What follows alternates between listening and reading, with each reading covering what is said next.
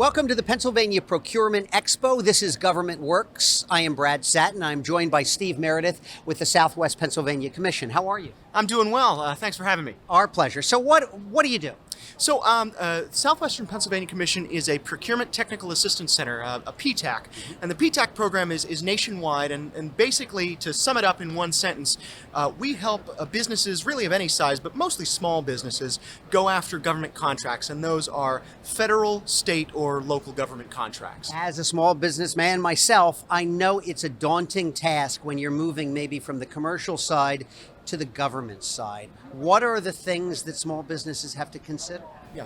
Well, here's the thing. With the federal government is the largest purchaser of goods and services in the world. And, I don't know the statistics for the state, but I imagine the state is also a large purchaser of goods and services. So when people ask me, is there a market for what I do, I usually tell them a quick anecdote about how the federal government procures goat grazing services. So if there's a market for goats, there's a market for you. There's really a market for anything. The main thing is you need to be registered as a supplier, and then you need to do some market research to really try to find the agencies and the offices that procure the most of what you provide. And I can help with that market research.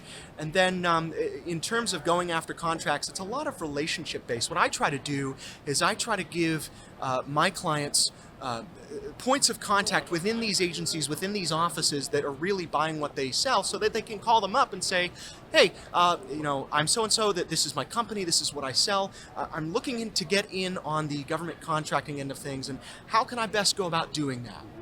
I mean, it's tough, though. It's not for the faint of heart, because it's not a process that is done in a day or a week. It is a process that really takes a lot of planning and a commitment to follow through. Exactly. Patience and persistence are the two major qualities that I think really serve government contractors very, very well. How much time do you think it might take from start to finish, from wanting to be a government contractor to becoming one? So from wanting to become a government contractor to becoming a government contractor, to become a government vendor, it's a very quick process in the fact that you just get registered as a government vendor. Now, from wanting to become a government contractor to winning your first government contract, that can take anywhere from 1 to 3 years. And what I tell people is, when you reach out to these contacts, when you're talking to these government small business representatives, even if they don't have a need for what you sell right now, follow up with them every quarter. Once a quarter, reach out to them again and say, hey, this is my product, this is what I sell. Do you have a need for what I sell now?